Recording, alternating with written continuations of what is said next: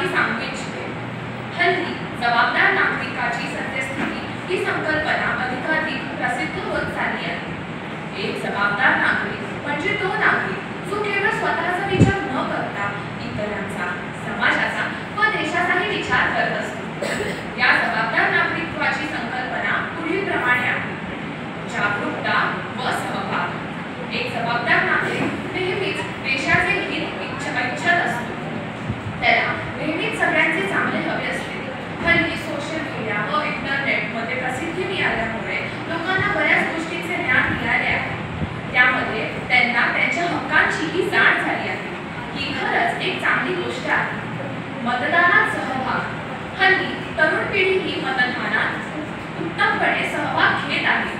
त्याने आपल्याला हेच कळते की लोकांमध्ये मतदानाचे महत्त्व वाढले आहे। लोकांना हे कळून चुकले आहे की आपण दिलेले मतच उत्तम नेत्याला निवडण्यात येऊ शकते आणि त्यामुळेच सगळ्यांचे भले होऊ शकते। सहिष्णुता व समतेचा आदर।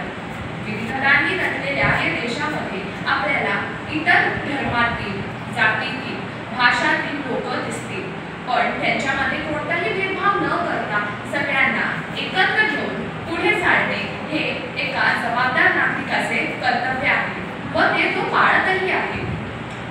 उत्तम नागरिक व समाजासाठी कार्य करणारा तो नागरिक। आपल्याला हे कळून येते की हल्ली रक्तदान शिबिरे, पर्यावरण शिबिरे खूप आली आहेत, पण त्यामध्ये एक जबाबदार नागरिक नियमितपणे भाग घेत असतो व त्यामुळे आपल्या पर्यावरणाचे, देशाचे व समाजाचे हितच होत असते।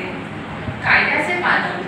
आपण हे बघत आलो आहोत की अजूनही काही लोक कायद्याचे नीट पालन करत नाहीत, ते त्याचे उल्लंघन करतात। पण तसे न करता आपण एका जबाबदार नागरिकांप्रमाणे कायद्याचे नीट पालन केले पाहिजे। आपल्या संविधानाचा आपण